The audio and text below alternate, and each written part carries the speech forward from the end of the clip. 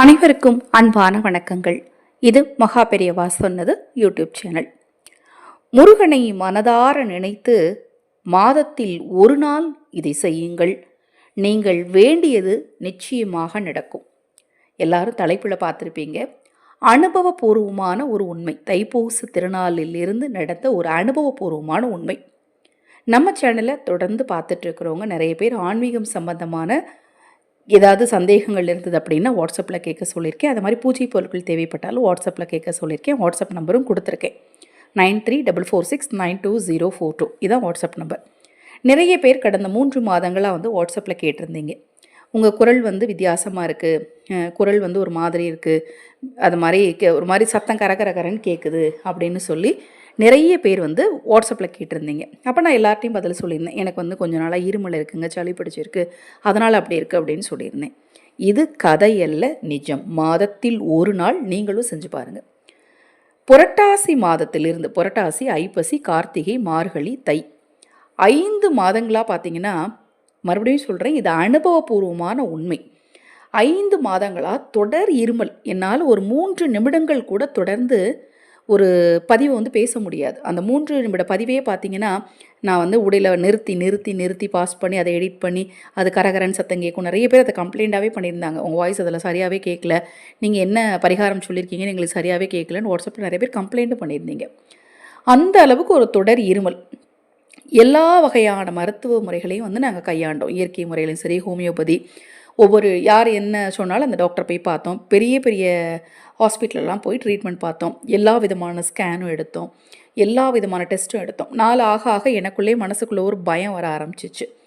என்ன அப்படின்னா, நமக்கு நிறைய பேர் சொல்லும்போது வயதானவர்கள்லாம் என்ன சொன்னாங்க அப்படின்னா, உங்களுக்கு கக்குவான் இருமல், டிபி அல்லது ஏதாவது ஒரு வகையான கேன்சராக இருக்கலாம், நீங்கள் அதை செக் பண்ணுங்க நிறைய பேர் சொன்னாங்க.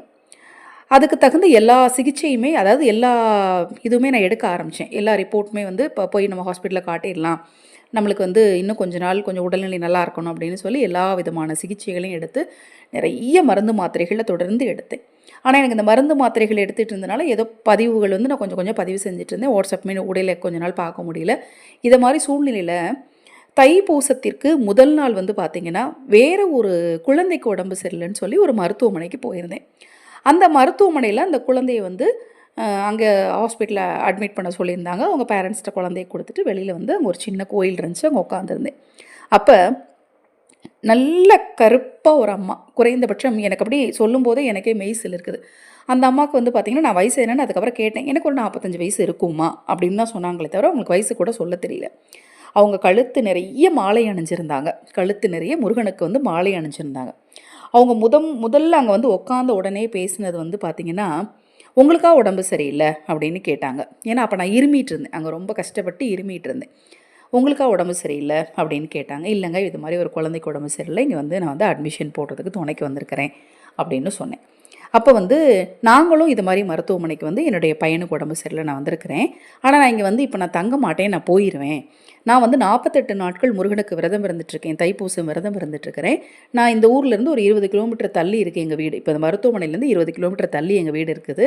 நான் மருத்துவமனையிலேருந்து வீட்டுக்கு போய் நாங்கள் வீட்டில் போய் ஆகாரம் சமைச்சு தான் சாப்பிடுவோம், வெளியில் சாப்பிட மாட்டோம் அப்படின்னு சொன்னாங்க.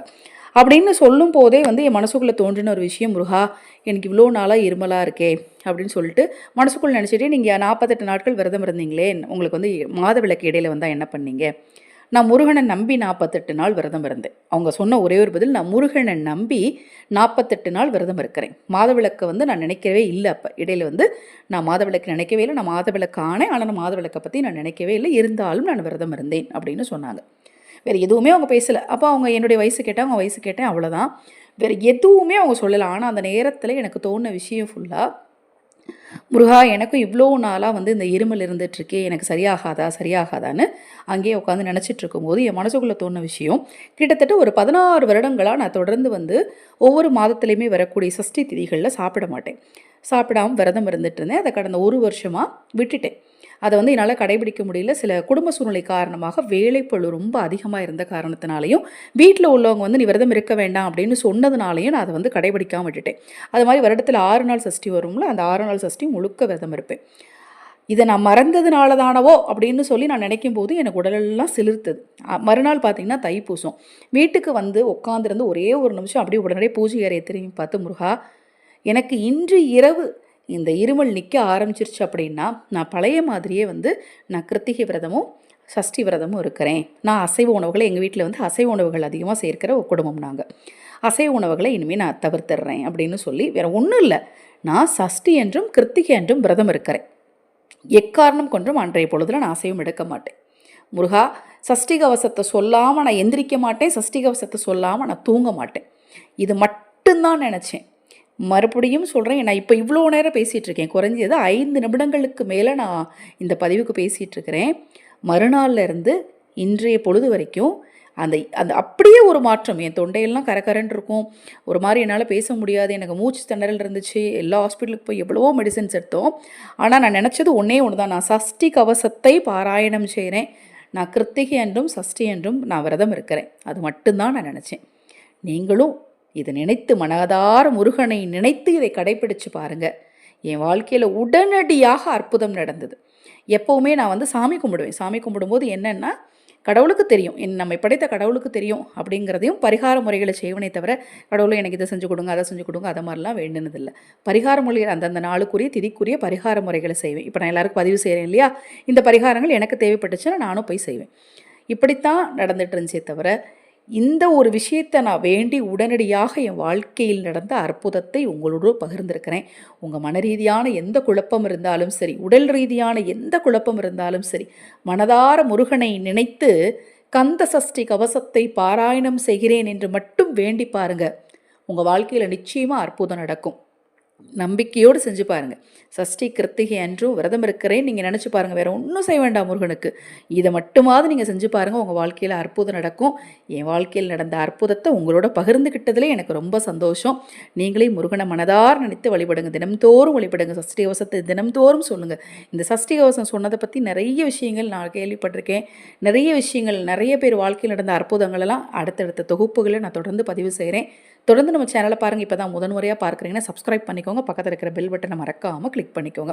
இப்போ நான் முருகனை பற்றி சொன்ன இந்த தகவல் உங்களுக்கு நிச்சயமாக பயனுள்ளதாக இருக்கும்னு நினைக்கிறேன். முருகனை நம்பிக்கையோடு வழிபடுங்க, நிச்சயமாக நல்லது நடக்கும். ஹரஹர சங்கர, ஜெய் ஜெய்சங்கர, மகாபெரிவா திருவடிப்பாதம். சரணம் சரணம், நல்லதே நடக்கட்டும்.